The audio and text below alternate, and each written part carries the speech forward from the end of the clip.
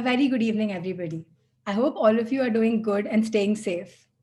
Welcome to IEEE CBIT's Masterclass by CBIT alumni. Learn from example, learn from wisdom, in collaboration with Transcendent CBIT. I'm extremely proud to tell you that this is the fourth episode in our series, and after three very successful episodes, we're looking forward to this one too. I'd like to thank all the teachers and especially Mr. Mallikarjuna Rao sir and Arvind Babu sir. I'd also like to thank our President, Deepika, Vice President, Pavan Kumar, Chair WIE, Nishna, and the entire core committee of IEEE CBIT for coming up with such an amazing initiative that will help us, students, gain insights and more importantly, clarity in whatever it is that we want to achieve. With that being said, I would like to introduce to you our speaker for today, Mr. Jagannath Saragadam, an alumni of CBIT who passed out in the year 2019. He then went on to pursue his master's in computer software engineering from one of the most prestigious universities in the world, Carnegie Mellon University. In addition to this, he has also worked as a software engineering intern in Claudio, an IT intern in GE Appliances, and a software developer intern in Skylark Drones. Hey Jagannath, thank you so much for joining us today. So how have you been? How has quarantine been treating you? Hi, thank you for the introduction. Yeah, quarantine's been fine, I guess. I think at this point everyone is used to it, and I'm just going out to just groceries and most of that stuff, nothing more than that. Yeah. So, how has your whole experience in the university been so far? Uh, I would be lying if I said I'm not slightly disappointed because I expected a more in-person interaction and I thought I could like attend events and all of those stuff. So only whole of my fall and half of spring were in person, and since then it has been remote. So missing campus is a huge part of the whole experience. So missing campus is a bit disappointing, but nonetheless, it's been great. Yeah. So, when do you think things might go back to normal, where you can go back to your university again? So technically, I can go back to my campus, but I'll have to do a lot of paperwork before stating the reason, purpose of visit, and how long will I be there. And I'll have to complete a self-assessment for any symptoms before that. So it's a lot of procedure to go onto campus. But I don't see it going back to absolute normal, at least in a year or two, because colleges are usually crowded places and they're like hotspots. So I don't see it going back normal in a year at least. Yeah, sure. And also, what do you think, like, has the Trump government and the whole impact of this whole pandemic has, like, what do you think, how do you think it has impacted the admission process? I can definitely say that a lot of people are deferring their admits to next fall or the next academic year. And people are also considering other countries for the very reason. And they're also like putting off coming to universities and maybe continuing working wherever they're working. I can I have seen firsthand people changing their decisions after Trump has announced a lot of them. But I'm pretty sure once the elections are over, there'll be a more clear political stance on where it happens, because it's a huge industry. International students are a major part of the culture and how we support the research and contribute. So it's not a thing that can be easily removed. So it's most likely a political move and not going to have a huge impact on things. So, would you suggest third and fourth years right now to still apply and go ahead with their application to for MS? Well, yeah, 2021 fall seems fine because the latest I've heard is the visa offices have opened up, and so I think more than the visa and the other logistics, what we'll have to be wary about is the job market, because there is a clear decline in the number of openings for jobs. So that might be one of the biggest concern that people might have to consider before coming for masters, because you'll do your masters for a couple of years and then you'll have to go into the job unless you want to go back to your home country, which is very rare. So I myself have clearly noticed that the number of job postings for entry level positions or software engineers has drastically gone down, or companies are only hiring for niche positions. So that is something to keep in mind. But again, hoping that in the coming year or two, it'll get better, because if you come here in fall 2021, you will have at least 2 semesters until you do an internship and a year until you get a job. So hopefully by then the situation should stabilize. Okay. So you went to the university directly from after college, right? So, Yeah. and people generally tend to work for a year or so and take that experience and go. So, what do you suggest? What do you think would be more beneficial? I definitely think it's good to have experience. So I'll give you two reasons why. One is when you start working for a company, you'll start to realize what you're really interested in. So more often than not, when you've just graduated, you don't have a clarity in which stream that you want to pursue. Like, sure, it is computer science, but there are many things in computer science. Do you want to go to web development? Do you want to go for back end, front end, or things like that, AI, ML? So that state of clarity will not be there when you just pass out. But once you get some experience, you'll know what the job is like and if you like it in the long term or not, which is really important because you will be asked to pick a specialization in your masters. And the second thing is experience also gives you it gives you advantage when you're applying for jobs over here. So when people are hiring master's students, they expect them to have a little bit of work experience, so it is an added bonus. So for example, in my cohort, I'm the youngest and everyone else has at least 2 to 3 years of experience. That said, there are people who go without experience as well, and it's not going to be very difficult, but it's something to keep in mind that experience gives you understanding of what you want to do and what you don't want to do. Mm, okay. And how does the process go for your application? Like, what do you exactly have to do stepwise? Okay, so I would usually suggest if you're applying for a fall, you should ideally start 1 year earlier, so the previous fall. So a fall is usually August, so you should ideally start before August. So first thing is definitely your GRE and TOEFL.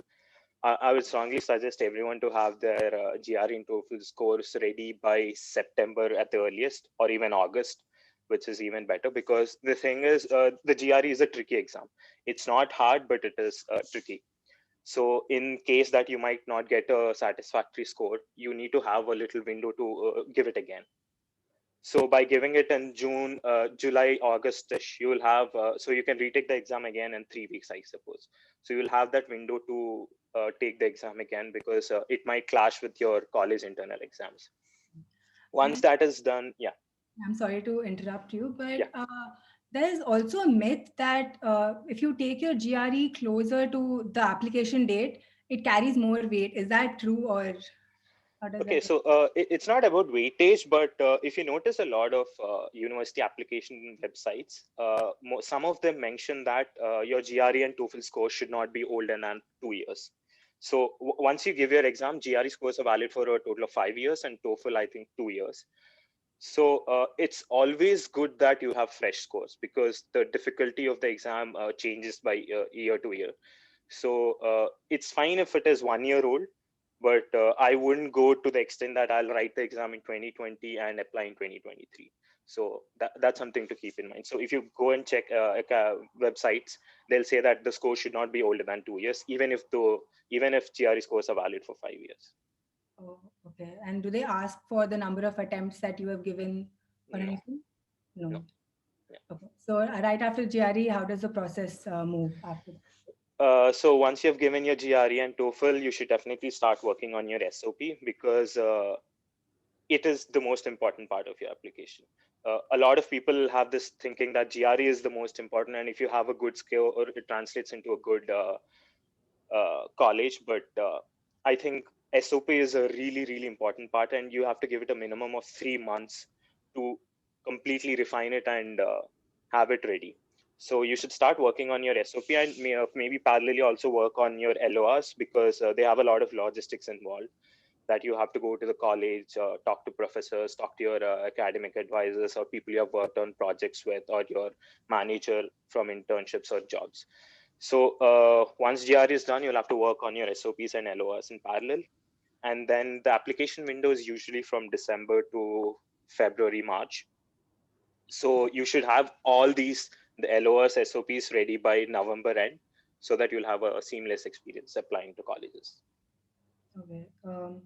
So, do you suggest that people go ahead and approach external organizations for the management of their application, or even considering the SOPs and all of that? Do you think it's better if we write it on our own completely, or give it to someone else? Right. One of the biggest problem with people is we either underestimate or overestimate ourselves. It's really hard to know what your worth is. And that is the reason why we make a lot of mistakes while applying to colleges. Some people might think, I'm not going to get into that college, and they're not going to apply to it. And some people might be like, yeah, I have a very good profile, and I'm going to get that. So this is the hardest part, like picking the college where you think you would be a good applicant at. So there are good organizations that help you with that by and full disclosure, I'm not sponsored or endorsing any of those organizations, but I've heard good things about such organizations where they pair you up with a person who has already done that. So experience is the biggest key here. So someone who has already applied and gone through the whole process, that's like the biggest resource that you can get. So if you're someone who's unsure about what you're worth and where you think you might be a good applicant, I think it's a decent idea to approach. Or you could just talk to people who are in the college and just get a good idea of it. So yeah. And also, when you apply for these universities, I think the application fee is a little on the higher side. So, how do you strategize where to apply and where not to? How do you choose that? How did you do that? Right. So this is something you'll find a lot on the internet as well. So I use the same strategy. So you divide your set of colleges into three: ambitious, moderate, and safe. So ambitious would be overshooting your profile. Let's say something you think you would probably never get, but you still want to apply because that's like your dream college. Let's like MIT, Stanford, CMU, and all of those. Moderate are stuff where you think you would be a good fit, but then it's still hard to get into. And safe are the colleges which you're sure with a good probability that you'll be getting into. So once you made the split, you can like choose up to 10 colleges. So my strategy was I picked 10 colleges. Three of them were ambitious, four moderate, and three safe. And make sure that 10 colleges you pick are the colleges that you'll go even if you don't get into anything else. So even if you get the last choice, you're going to go, unless it's a waste of money. So you'll have to pick 10 colleges which you're totally fine going to, and then prioritize depending on that. Okay, so what stood out in your SOP as an individual? What do you think they got impressed by? Right. So I don't think it's one single thing, but I would say so. Since I applied to the software engineering program, which is basically the whole process of how you go about designing and planning to build software. So like you've mentioned and like you've told, so I've interned both at a startup and an MNC, the Skylark Drones and G Appliances. So I compared and contrasted how the software engineering processes are at these two places and what I've learned from them. I think that could have been a factor because it's in the direction of what the field is. And the second thing could be the various hackathons and the college events that I've attended and conducted. So I think it was a complete holistic approach to that. But yeah, it should show your interest in that particular field. So if you're applying to a ML or AI program, you should have like research articles or publications in that field. So whichever field you're applying, if you show that you're passionate and you have some experience with that field, I think that is what stands out in your application. So, how important are these internships? Is it necessary for people to do internships? Does it Yep, add? definitely. So internships are definitely necessary because you see there are a lot of engineers, and to distinguish between a normal engineer and someone who wants to pursue advanced education, you have to show that you're capable of doing it. And internships are a great place to start because right out of college you'll have no idea what to do. Like college, I wouldn't blame the education system, but it is designed in a way to only give you experience in an academic setup. But in the real world, things are really, really different. So coding is just a part of the whole process. We might think that coding is everything, but I'd say it's like 30-40%. But there's like people skills, there are like architectural skills, like understanding business, coming up with solutions, trade-offs. All of these are really, really important skills. And these are what makes you stand out as you can differentiate between a good software engineer and a bad software engineer. So internships give you these experience, and like I previously mentioned, they also let you know if you want to pursue in a particular direction or not. Let's say you have done an Android internship and you don't like it, so you know for sure that you wouldn't want to pursue in that direction. So that way internships add a lot of value. So, would you suggest internships over research papers, or are both equally important? mm, that would be a tough pick. I mean, if possible you should definitely do both. Yeah. When did you get your first research paper published, or when did you start working on it? So when I was in UG, I haven't worked on any research papers. So, but at Carnegie Mellon, I took this NoSQL database course where I wrote a research paper, and now I'm taking a applied machine learning course, which also has a research paper component. So you need research papers when you're going into like core CS courses in top colleges. So those are a very standout feature when you're applying to core CS courses. And coming back to GRE, do these colleges ask for a specific score that you need, or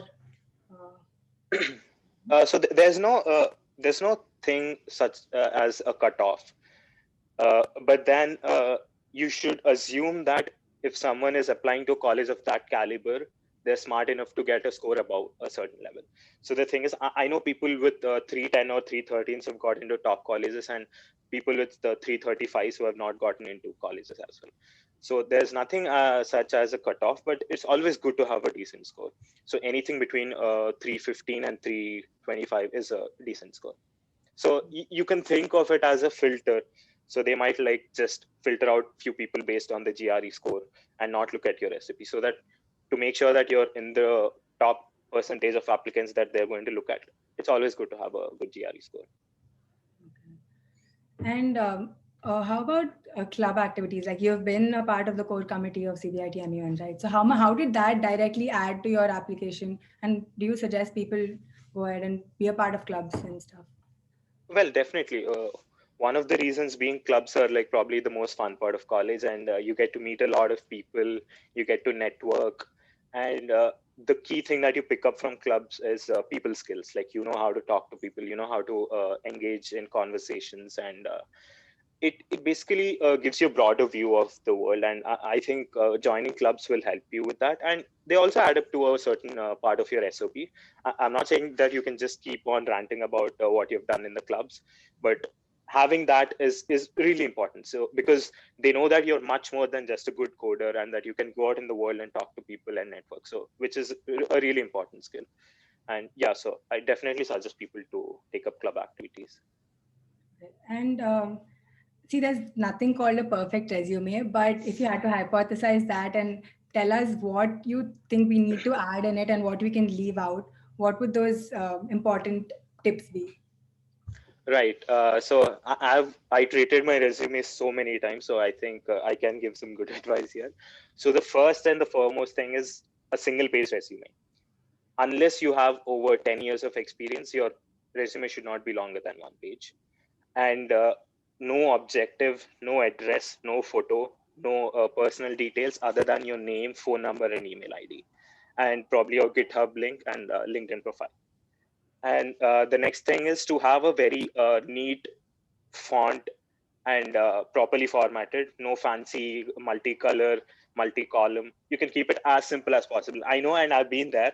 You want to try to make your resume as colorful as possible, add icons, add graphics, and all of that. But trust me, a lot of these job portals have something called an ATS, which is like an automatic system which passes your resume, checks it against a job posting, and then passes you on to the next round if it finds a few keywords.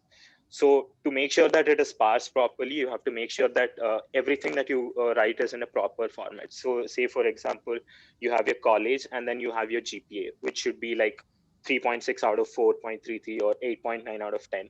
And then the year of your passing, then the stream that you're in, related subjects. And if you feel like a few subjects are not related, like we take a lot of subjects which are not relevant to core, like mechanical workshop and all of those. So you don't need to add this, just like add the courses which you think will help you make a better candidate for the job. So for example, data structures, algorithms, databases, and all. And the next thing, work experience for sure. And then skills and projects again are really important. And the way you list skills are so that each skill appears elsewhere in the projects or your work experience. Say for example, you have listed Python as your skill, make sure it comes up in one of your projects. Like say you could say I built a web scraper using Python. So if you just do a control F Python, it should appear both in your skills and in one of the projects or in the work experience. So that is another evaluation criteria, so that the person who's looking at your resume knows that you've just not listed a skill, but you've also used it in a real world application. So that's something that you'll have to take care. And one trick that I've also learned about, but I'm still not sure if it is true. So keep changing your resume depending on the thing that you're applying for. Say for example, you're applying for an Android development position. Make sure you prioritize those skills and those projects first, and make sure you mix and match based on what you're applying for. If it is masters, it can be diverse. And so you have to be smart when you're changing parts of your resume, and never lie on your resume. That's, I think, something that has to be stated out loud, because you're giving the power to someone to know about you. And if you're going to lie, you're going to get caught very easily. People have so much experience with this. So, and it's your question paper. It's like you're creating your own question paper for your exam, and you're giving it to the invigilator. So make sure that you only write stuff that you know. Okay. So fake it till you make it is not gonna work here. No, not at all. Yeah. So there's a few questions from the audience. Sure. So we have a question that says, "What is your opinion on doing masters in countries other than the United States?" Right. So United States has almost around 500,000 tech companies alone, which is a huge percent of the whole number of countries and companies in the country. And I think the second best would be probably India, or if you're talking about international, maybe Canada will come second. But what I mean to say here is, even with 500,000 tech companies, a few people will find it hard to get a job. So I can only imagine how much tougher it's going to be uh, trying to find a job, because this is all with an assumption that you want to get into the job market after your masters, unless you want to like pursue like a doctorate or PhD or something. So I would still suggest USA should be your first option, but then if it's not working out, I think Canada should be fine. But then I wouldn't be the best person to ask if Canada is better. It's better if we talk to someone who's there and who has seen the job market. Yeah.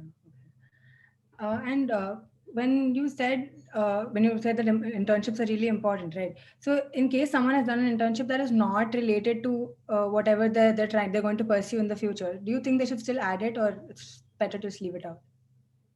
If you don't have anything, you should definitely add it, because internship is at the end of the internship, and you gain something or the other out of it. So the two internships I had done before coming for my masters were in different domains. So one was web development, and the other was kind of a data engineer come DevOps. So they're not really related, but then the way you put in what you've done. So people like numbers a lot. So if you say that you have increased the efficiency of a pipeline by 50%, irrespective of what that refers to, it's a great thing that you did that. You could say that I've saved the company X number of dollars by reducing the number of hours to put into this processing and all. So it, because more often than not, non-technical people are going to see your resume in the first set of filtering. So if you're going to put what you've done in your internships in a really good way, then no matter what the domain of the internship was, it'll definitely help. So how is your transition from CBIT to CMU, like all of a sudden? So I keep telling this to a lot of my friends. So I've done my intermediate in Narayana, and then I came to CBIT and then CME. So Narayana was like, I would say it was a zoo. And then CBIT was like a wildlife sanctuary, because you have more freedom here. And coming to CMU is like being dropped in the middle of Africa somewhere. So the amount of freedom varies a lot. And academia in the US is very different than what it is in India. So it's a lot of practical based learning. Like for example, any course you take over here will have like a theory component and a practical component. So one class you'll learn about the theory, and in the same class you'll have a lab of sorts where you can like work on projects, and the main focus is on learning, though they really don't care about grades. So like in like most Indian colleges, we are like, are we going to pass this course? Are we going to get a good grade? Are we going to get a good GPA? So that shifts the focus from learning to just making through the course. So what I really like about this, you can really not focus on the grade. So the professor will clearly mention, it's like, as long as you learn, I'll make sure that you get a good grade. So grade is not the main focus, and you have access to a lot of resources. Like if you join any good college, they're going to give you to the top notch resources, like let it be like development tools or like cloud, like AWS, GCP, or the latest software or the latest books or subscriptions. You have like unlimited access to all of this, so it makes learning that much more affordable and reachable. So that is something what I really liked. And the quality of the professors. So one of my professor was his mentor was the inventor of Java. So you have people of that caliber and who have experienced like 15, 20 years as the VP of Google or Facebook. That kind of experience coming directly to you is going to change the way you think a lot, even if it's the same thing that's being taught, because the data structure being taught in an Indian college is the same that is being taught in the CM. The data structure in itself is not going to change, but the way they explain it to you and the real application and why it was invented in the first place, like the whole process and all, it makes it much more exciting. So I mean, it definitely has been hard because there's a lot more academic integrity here. So, and the academics are different, but initially you will definitely struggle, but you'll get used to it. So how approachable are these professors? Like I've heard that before you finish your year, you've got to do a project or of some sorts with a professor. Is that right? it, Uh, it it mainly depends on your course. So there are like thesis and non-thesis tracks. So non-thesis tracks, you just complete the number of credits that you have to, and thesis tracks, you'll have to do a project with any of the professors, and the professors are like super chill. It's like they're very approachable, very fun to work with, extremely knowledgeable. So they're the best. Like you have like the best bunch of people you can reach out to, and you can mail them at any time and they'll be happy to reply and help. And they go out of their way to help. Like for example, like this pandemic was something no one asked for, but so a lot of my professors have like completely canceled exams. They're like, we know this is hard on you, so we're not going to conduct exams, just focus on learning, and if you don't want to do a project, that's fine. Let's just have like open discussions and learn more about the project. So it's very flexible, and they're very considerate of situations and everything. and if I may ask, what was your GRE score and how many attempts did you give? So I gave my initial attempt sometime, I think in August, and I didn't get a very satisfactory score. But then I went on and I got a 314, if I'm not wrong. I got a 168 and 148, so that'll be 316. Yeah.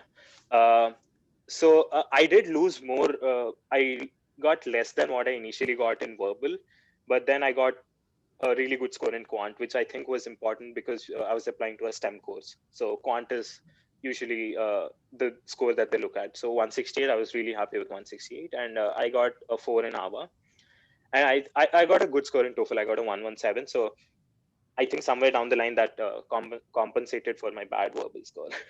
So verbal is something you can't really improve upon unless you have been like reading books and you're like an avid English person from your college or school. So that's not something you can learn overnight, but quant is something you can definitely improve. Yeah, and for engineers, I think that's one Yeah, point that yeah we have. yeah. And how much did your GPA add to the application? Right. So GPAs are definitely important. So I had an 8.9 at the end of my year. GPAs are important because masters are academic intensive programs, and what they really want to know that, are you able to finish at the end a rigorous master program? Like UG will definitely be not as rigorous as a master's, and they want to know that you can actually withstand the rigor and pass, and a GPA is a good indicator of it, because no college wants to have dropout rates really high, or they don't want people to have failed and stuff. So they want to make sure that you're able to withstand what the masters is going to throw at you, and GPA will be a good indicator. Having said that, a 7.5 plus is a good indicator, is fine in most cases. And there's another question from the audience. How flexible are we to choose courses at CMU? As in, are there any compulsory courses depending on the specialization, or can we choose open electives? Right. Again, this also depends on which specialization that you get into. So any specialization that you pick will have some required courses, and they'll have some open electives. So my course had I think I had to take like 4 courses in my first semester, and 3 of them were required courses, and one was open elective. And it keeps on changing from semester to semester. So the next semester I had 2 open electives, and I can pick from any discipline I want. I could like do a fine arts course, or I could do like a photography course, or any of that, and I could like pick a CS course. So it mainly depends on your major and minor that you pick. That will decide the electives that you can take. And another question, is it important to approach professors before in hand, or like write mails to them and get in touch with them? Would that increase your chances to get into a university? Uh, no, I don't think so. So there's nothing like a referral system, or I think that works out if you're applying for a PhD. So you want to know more about the research that the professor is doing, and you want to like express your interest in working with them. But for a normal master's, I don't think that's going to help. Maybe you could just mail them just to know how the course is and how it has helped the current students or other students. Other than that, I don't see it helping. Okay. And coming to community service and all, is there a specific duration that they look for? Is that a compulsion? I mean, people ask for, the help that you've done to society. Colleges do ask for that in applications. So, is that a compulsion? No, I don't think it's a compulsion. It's good to have again, but don't do it for the sake of doing it or for the sake of the application. But it is good to have. I mean, they're not going to like specifically reject applications because they don't have a community service. But then it's just a thing. It's not good. It's not going to be a standout thing. But then again, it should come from your within to have the passion to do it and not for the sake of doing it.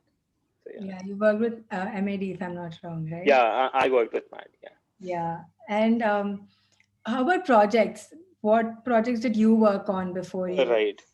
Okay. Uh, so initially, I think in my first semester, I built like an encryptor decryptor, which was like super simple. But then after that, I worked on a few Android projects, and then I built a WhatsApp chat analyzer, which will basically take your chat, analyze the mood of it, and I think the end goal was to check if the person has any depressive traits or suicidal tendencies. That was like the end goal. But then we only got like 60-70%. That was one of the projects that I really liked and enjoyed working on. So the thing about projects is that I've learned over here is projects are a good portrayal of your commitment to work when there is no incentive. So when you're doing an academic project or like a project that is related to a subject from your college, the incentive here is you're going to get marks, a good grade, and then you're going to get a degree. And the incentive of working on a project in your an internship setup or a full-time experience is that you're going to get paid. But working on personal projects show that you're someone who is committed to do something from start to beginning without an incentive, and that means a lot because it's very hard to stick to something when you don't have an incentive. And if you can show that you're someone who's passionate enough, interested enough in that field that you can do a project end to end, then that will really tell the recruiter or the person who is like evaluating you that this person, given the right set of tools and incentive, will do even better than this.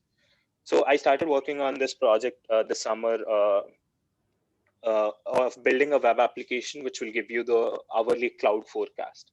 So when I used to go out for shooting the stars, I never really found an application which would like show me what the moon lighting is, how illuminated the moon is, or what is the cloud cover. So I was like, okay, why can't I just build it myself?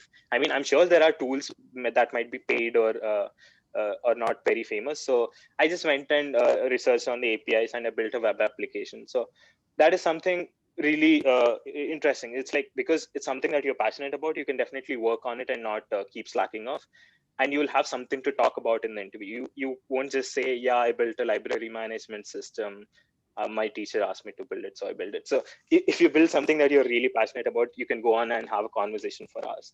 So after that, I even built my own camera using Raspberry Pi. Yeah. So Yeah. yeah, if you start working on what you're passionate and combining your passion and profession, I think those projects are the ones that will definitely stand out. So, which, according to you, was your project that stood out before you left when you applied? When I applied, I think it would be the hackathon project and the WhatsApp analyzer. I think those were the two projects that were interesting. Yeah. Yeah. And how does the whole scholarship process work when you apply abroad?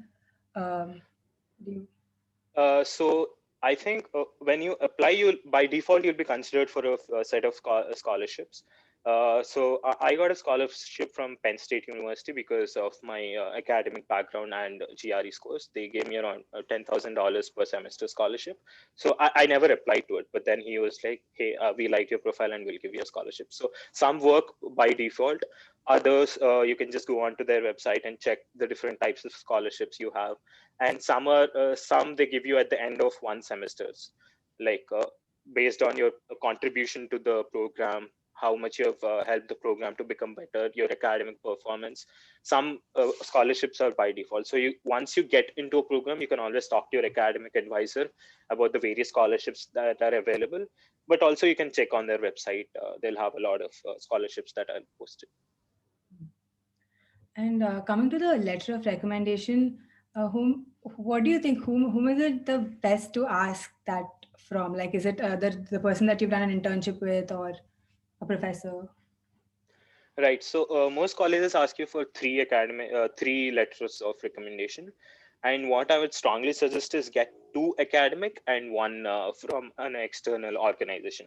The reason I say two academic is for the same thing that I've told before, that a master's is a very strongly academic program, and they want to know that you can be a good fit and make sure that you can complete the courses. So getting recommendations from your professors, your HODs will ensure that they know that you're a good academic person and you can like study and pass the courses and all. The reason why you would want a recommendation from your internship manager or your work manager is because they also want to know that if you were a good person to work with, because it's different in an academic setup and it's different in a work environment. So two academic and one managerial from an external organization is what I would suggest.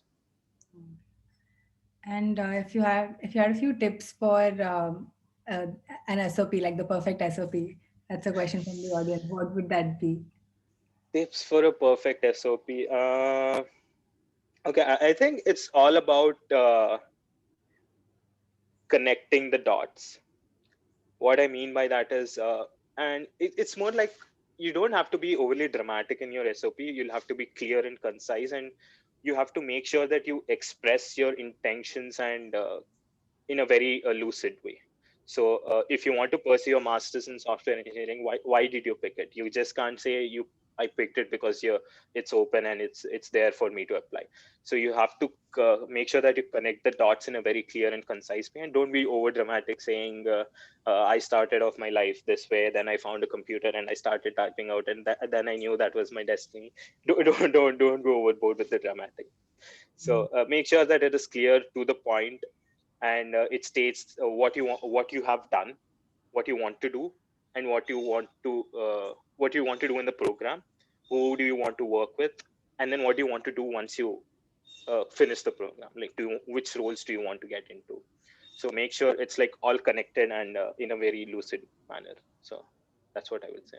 So, say someone wants to finish the program and come back to their own country and continue working there. Is Mhm. it wise to talk about that as well? Would they look down upon Sure. that? No, definitely not. Okay. I mean, I think Trump would definitely be happy for that. Yeah, I mean that's definitely not a red flag. Okay. And what's the feasibility of backlogs when you're applying abroad? Okay, so backlogs is a very sensitive topic, and it should be fine as long as you can explain it on your SOP. maybe it was due to a medical reason that you couldn't perform well in that semester. I think the same goes for a low GPA. If you're able to explain your low GPA and any backlogs in your academic career, it should be fine until then. But it's something that you definitely do not want on your application. Yeah. So they don't like look at the GPA or a backlog and just reject the application. They still go through the application. Is that? Yes, they will go through. That is the reason I said that your SOP is really, really important. Okay. And another question: if not for a software engineering course, what other course would you choose? After going there, you must have been exposed to more. Right. So my course is software engineering major and scalable systems minor. So maybe if I had to pick something else, I would have probably picked information systems or data science, because I really like visualizations and stuff. So maybe data science would have been something I would have picked, but it's very math heavy, so I'm not a math person. uh, so probably information systems and data science. Yeah. Yeah. So once you've picked a course, is there a possibility to change it at any point after a semester or anything like that? It's hard. One, because they are very short-lived courses, and two, because most of the seats will be filled. So it's not like UG where you can perform well in first semester and you can slide to CSE from ECE. Uh, I haven't seen people doing it, so I wouldn't count on that. And what about co-curricular activities? Do they also add? In CMU or previously? No, when you're applying to a college, to co-curricular activities are like if you talk about the fact that you're doing so many things and you're still ending up doing, having a good GPA and all of that. Does that also add to the? It does. I mean, sure, it does, because you tell that you're a multidimensional person and you're just not an academic person. Because when they're admitting someone into their college, they want someone who can add value to the cultural diversity, to the various activities that are there in the college. So if they have a person who is not only a good academic person but also very good at something else, they've definitely picked them over someone who's just good at academics. And if you had some tips for GRE prep, uh, what would you? Okay. So what I really tell most people is GRE is a test of endurance more than a test of skill.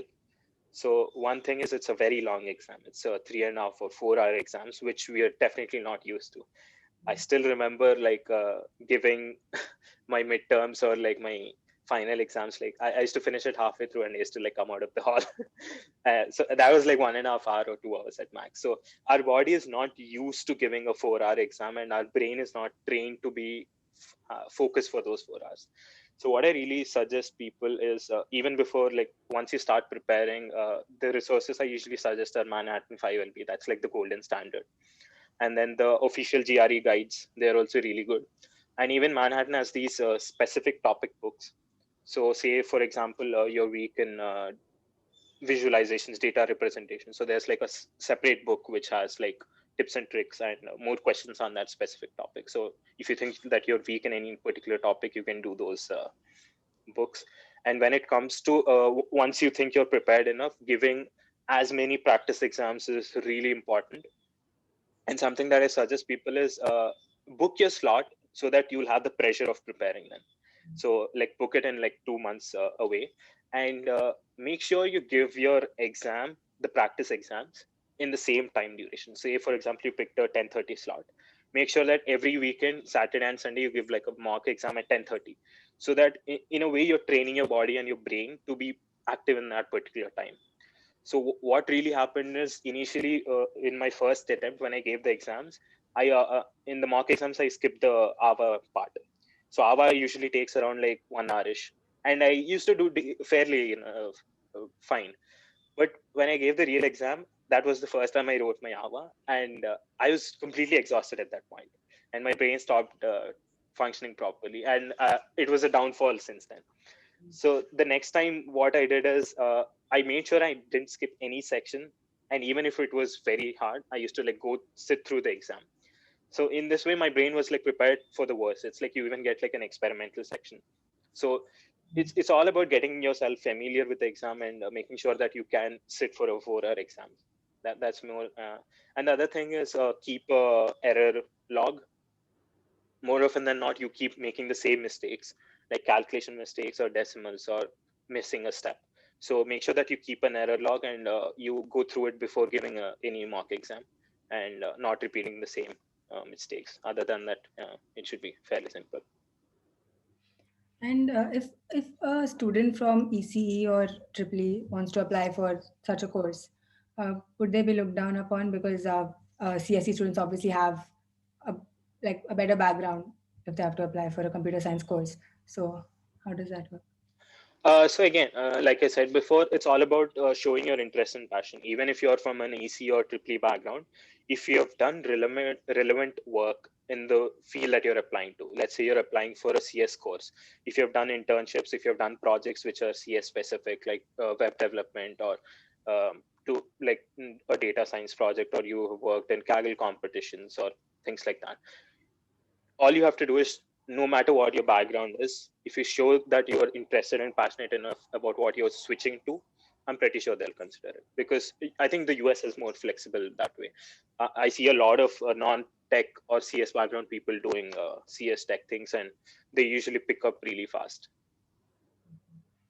And I have another question. Was CMU on your mind from the very beginning, or did experiences kind of change your whole path?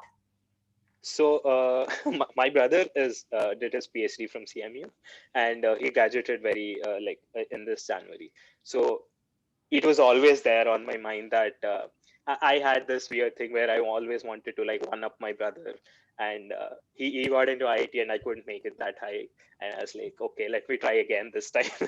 So that was my ambitious college. So CMU was ambitious for that one reason, and I also had a senior Amit from CSC.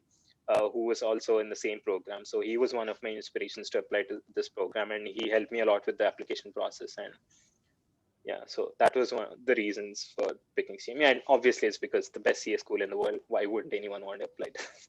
Yeah. What were the other colleges that you applied to? So I applied and I got into Penn State, University of NYU, not NYU, Buffalo. And I applied to Stony Brook, North Carolina, UC Irvine. I think pretty much that. Yeah. So, what were your three buckets? Which was what were It was the same. It was ambitious, safe, and moderate. So ambitious were Stony Brook, NYU, and CMU, of course. And then I think in moderate, I had like Penn State, North Carolina, Northeastern, UC Irvine.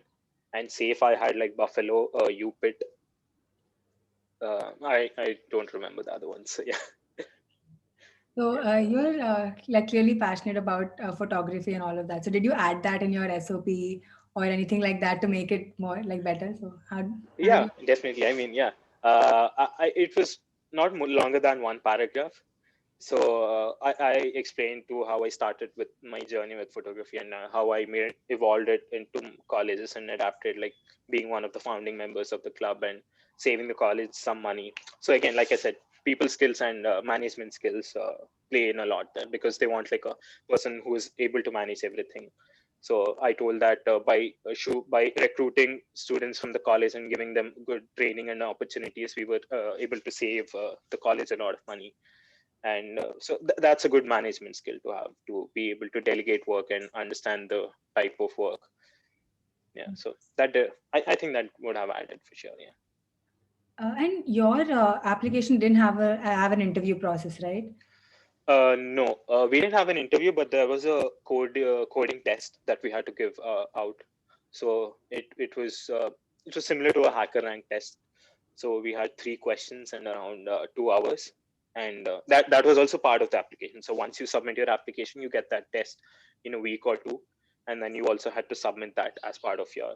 So they want to know that they want to be absolutely sure that you're someone who can code, because the course requires a lot of coding to be done. So was it difficult? Was it difficult or how was your level? It was difficult, but then because just during those times you'll be preparing for your job interviews as well, so you should be fine. Yeah, Mm. it's very similar to hacker rank or lead code. Yeah. Oh, okay. So there are some courses that do ask to have interviews too, right? Hmm. So do you have any idea as to what sort of questions are asked there? So I don't have any first-hand experience, but what I've heard from my friends is they usually go over your resume, and they just want to make sure that you're a good fit for the culture of the college, and you would do good coming here. So I think they'll just go through your resume and ask questions related to it. Mhm. Yeah, I think this is more prominent in the management-ish type of courses like MEM. I have not heard anyone taking an interview for a CS course, but I think Columbia University does it. But I'm sure it won't be a technical interview. It'll be more about going through your background and checking if you'll be a good fit. Okay. And you said that we're supposed to add our LinkedIn profile as well onto a resume. So, and people add courses and all of that. How do you think a proper LinkedIn profile should be structured for a course like this? Uh, then probably not going to look at your LinkedIn profile, and it'll help you more in your job search. Mm. But one suggestion is to keep it as professional as you can. A decent passport photo or a very decent photo of yours and like maybe formals, and then expressing your interest in the description, saying, "Hey, I'm so and so student. I'm interested in uh, these things, web development or Android or whatever it is," and then adding your relevant courses, the projects you have done, the people you have collaborated with, and asking your managers for recommendations. I mean, you never know who's going to stumble upon your profile and they'll look and he'll be like, I know this person and he has recommended highly of him, so I might give him a shot. So networking is something really important. So that's what LinkedIn is for. And you never know how your networking will play out in your academic setup or your job hunt. So it's really important to maintain a very good social profile on LinkedIn and like sharing things that you worked on and all of those. Yeah. And there's another question from the audience, which is a little it's diverting from the topic, but the It's question fine. says that how did you get the internship at GE? I mean, it's not through the college. So. It is through the college. GA Appliances was through college, so they Oh, came for okay. placement. Through the college. Yeah, Okay. through the college. Okay. So to add to that, so second year end, I interned at Skylark Drones, and it's a drone-based startup. So I applied to that on AngelList and not LinkedIn. So this is something I tell a lot of people. It's not quite famous. So AngelList is the LinkedIn for startups. So you have direct contact with the members of the startup. So more often than not, startups don't have like a dedicated HR or recruiting person.